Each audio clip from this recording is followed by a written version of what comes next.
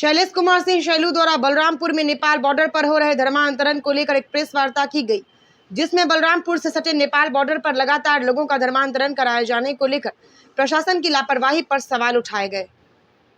छांगुर बाबा का ये प्रकरण सामने आया है, तब से लगातार धर्मांतरण को लेकर कई बातें सामने आ रही हैं, अवैध कब्जों को लेकर और विदेशी फंडिंग को लेकर। और आपका गृह जनपद भी पड़ता है बलरामपुर, तो उसके लिए क्या कहना चाहते हैं? किस तरीके से ये इतना बड़ा रैकेट हो गया, जो एक भिखारी था आज वो इतने बड़े सैकड़ों करोड़ों का मालिक हो गया है? देखिए, छांगुर बाबा ये बाद में आए। छांगुर बाबा का इनकी तरह का जो काम होता था, ये हम लोगों का नेपाल बॉर्डर पे हर जगह धीरे धीरे सक्रिय रहता था, लेकिन हम लोगों को ये पता था कि इनकी फंडिंग कहाँ से हो रही है। छांगुर बाबा जैसे जो स्थिति इनकी पहले थी सबको पता है। आज नेपाल बॉर्डर पे हमारे यहाँ गांव गांव में जाके थारू जनजातियां वहाँ रहती हैं, अनुसूचित जात के लोग रहते हैं, गरीब रहते हैं। वहाँ जो सवर्ण लोग हैं उनको भी बहुत सारी लड़कियों को कन्वर्ट करा करके और दूसरे उसमें मतलब करके आज वहाँ रखा जा रहा है। वो जो धर्म परिवर्तन कर लिया, उन्होंने चेंज कर लिया, वहाँ पे आज वो रह रही हैं। आज जो स्थितियाँ थी वहाँ पे कि अभी आपने देखा होगा पिछले संडे को भी हर संडे के दिन वहाँ पे बॉर्डर पे इस तरह के कार्यक्रम होते हैं। नेपाल से लोग आते हैं, बड़े बड़े मौलाना और वो और क्रिश्चियन समाज के भी लोग, कुछ क्रिश्चियन बना रहे हैं, कुछ आपको मुस्लिम बना रहे हैं। उन लोगों का इकट्ठा लोगों को बैठाएंगे, बड़ी संख्या में लोग आते हैं वहाँ पे। उसके बाद उनको कुछ किताबें दी जाती हैं पढ़ने के लिए। किताबें देने के बाद उनको धीरे धीरे पैसे हिलते हुए जाप करते हैं। जाप करने के बाद एक हड्डी होती है गाय की, है उसकी हड्डी होती है बड़ी सी, उसमें उसके ऊपर पानी डालते हैं। पानी डालने के बाद आपको जिसका पानी नीचे इकट्ठा होता है बर्तन में, और उसके बाद फिर उसमें झाड़ फूक होती है। उसके बाद वो पानी सबको प्रसाद के रूप में दिया जाता है कि आप लोगों के यहाँ सुख समृद्धि रहेगी, कोई बीमारी नहीं होगी किसी तरह का, लड़के बच्चों के अच्छे स्वस्थ रहेंगे, उनकी शादी हो जाएगी, उनको नौकरी मिल जाएगी। इन नामों पे पैसा दिया जाता है और इस तरह के झाड़ फूक करके उनको आस्था उसमें बनाई जाती है। ये काम करने का हमेशा बॉर्डर चला रहा है, लेकिन हम लोग जानते थे कि ये छोटे स्तर पे है। जैसे पता चला पहले पिछली सरकार थी तो उसमें हम लोग कहता था गाँव पे लड़के भेज दिए, आदमी भेज दिए, जाकर के देखो। हम लोग मौके पहुंच गए वहाँ पे तो जाकर के किसी को दौड़ाया गया, किसी को पकड़ लिया गया, किसी को 2-4 झापड़ मारा गया, उनको भेजा गया, वापस थाने आए, वहाँ कुछ कार्रवाई हुई, खत्म हो गया। लेकिन इस स्तर पे कि उनको जो फंडिंग आज लाखों मतलब रुपए की जो उनको फंडिंग होती थी, जो गरीब तबका होता था उनमें कम पैसा खर्चा होता था, इसलिए उनको ज़्यादा लोग प्रयास करते थे।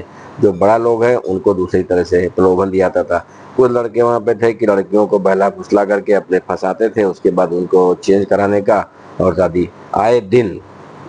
अभी हमारे यहाँ पचपड़वा थाना है, आज मुझे कि पिछले साल फरवरी से लेके अब तक 54 लड़कियाँ गई यहाँ से, लेके गए, भाग के गए। अब उनको बाद में चेंज करके उनका नाम करके आते हैं। तो इन सब चीज़ों का लेकिन था, इसमें प्रशासन की जिम्मेदारी थी। आज वहाँ का जो जिलाधिकारी हैं उनके द्वारा लोगों का ध्यान दूसरी तरफ भटकाने के लिए काम किया जा रहा है। लगभग 1 साल से वो हैं, लगभग आपके यहाँ 3 साल से एडीएम है, जिनके समय के कई अधिकारियों का नाम आ रहा है कि लोगों ने इसमें संलिप्तता इनकी पाई गई, इन लोगों के द्वारा हुआ।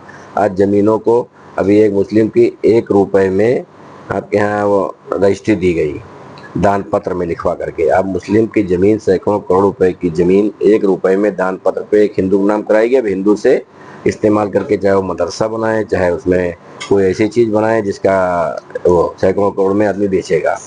तो ये वहाँ के जिलाधिकारी द्वारा जबकि बुला करके ज़बरदस्ती घर पे वहाँ पे नायब तहसीलदार को बुला करके, एसओसी को बुला करके, उनको बुला करके वहाँ पे तुरंत आदेश कराया गया। 10 दिन के अंदर दाखिल खारिज हुई, रजिस्ट्री हुई, दाखिल खारिज हुई। उनको जाकर के मौके पे प्रशासन ने कब्जा दिला दिया और जो लोगों ने जिन्होंने रूप से पैसा दे के खरीदा था वो सब जेल में है आज।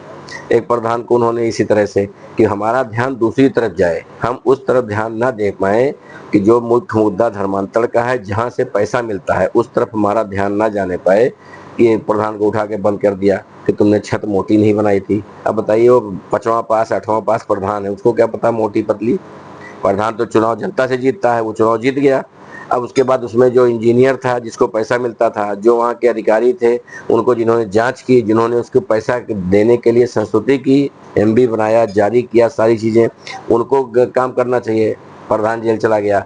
एक जगह प्रधान था, उसको आप इसरो से ऊपर से देख करके जेल कर दिया, पानी उसमें भरा हुआ, कैसे आपको पता कि खोदा गया नहीं खोदा गया। तो इन सब चीज़ों में कि डीएम साहब बोल सकते हैं और वसूल ही जाए। 3% प्रधानों से मांगा जा रहा है। पहली ये घटना है कि पूरे जनपद में सारे जनपद के प्रधान एक साथ, रोजगार सेवक और सेक्रेटरी एक साथ मिलकर के डीएम खिलाफ धरना दिए। उसके बाद सारे वकीलों ने मिलकर के धरना दिया कि डीएम ने ऐसा ऐसा किया है और पैसा मांग रहे हैं। नगर पंचायतों में इसमें सब में 6% मांगा जा रहा है, 3% काम का मांगा जा रहा है, काम संपन्न जांच करने नहीं जाएंगे इसका पैसा मांगा जा रहा है। तो आज इतने सालों में आज तक नहीं हुआ। ये विगत 1 सालों से इस तरह की घटनाएं शुरू हुई और ये सक्रियता जो आई, भाई आज हमारा है कि छोटे छोटे हम कार्रवाई करें और उसमें ध्यान दूसरी तरफ रहे और असल में पैसा कहाँ से आ रहा है। अगर ये होता छांगुर बाबा का गैंग अगर प्रशासन ने खोला होता तो समझ में आता। ये तो हम एक आदमी ने जाकर के बताया ऐसा ऐसा मामला हो रहा है। कई सारी लड़कियां, कई सारी वो जो थाने में एसपी के यहाँ तक वहाँ तक गई भी, तो उनको कहा गया ठीक है हम जांच रहे हैं देख रहे हैं, उनको हटा दिया गया कि दोबारा मत जाना या वो करना। तो इस तरह से लेकर के कि जहाँ से पैसा आ रहा है उसको टच नहीं करेंगे और जहाँ बेचारे निर्दोष लोग हैं उनको जेल भेज देंगे कि शासन बहुत सख्त है, प्रशासन बहुत सख्त है, डीएम साहब बहुत ईमानदार है। सीधे तौर पे आप कहना चाहते हैं कि प्रशासन की लापरवाही से एकदम। हुआ है, क्योंकि जिस प्रकार जो सरकारी आप पिछली बार आप देखिए कि 94-95 में जब कोई पावर जिलाधिकारी को, एसडीएम को, कमिश्नर को, सरकार उस तरह नहीं था जब तक कैबिनेट में पास ना हो कि खलिहान की जमीन, चरागाह की जमीन, पानी खाते की जमीन किसी को ट्रांसफर की जाए, वो आज तक कहीं नहीं था। हमारे यहाँ पे और उतरौला तहसील में 2 जगह पे कुछ जमीनें, खलिहान की जमीन उठा करके प्राइवेट आदमी को दे दी गई, जिसमें वहाँ के विधायक थे आरिफ अनवर हाशमी जी और हमारे यहाँ के पूर्व मंत्री एसपी यादव जी, उनके द्वारा। और एसडीएम ने आदेश करके जमीन प्राइवेट को दिया, उनको पट्टा बनाया खलिहान की जमीन का। उसके बाद एडीएम के यहाँ पहुंचा, वो खारिज हो गया। खारिज होने के बाद बड़ी बड़ी बिल्डिंग बन गई, स्कूल बन गया, आज की डेट में भी चल रहा है। उतरौला का तो खैर गिर गया सब, लेकिन हमारे यहाँ का गैसड़ी का वो दोनों स्कूल आज भी चल रहे हैं और हमने 22 में ही जांच करवा करके दिखा करके वापस फिर खलिहान में दर्ज करा दिया। खलिहान की जमीन पे प्राइवेट स्कूल आज भी चल रहा है। इसमें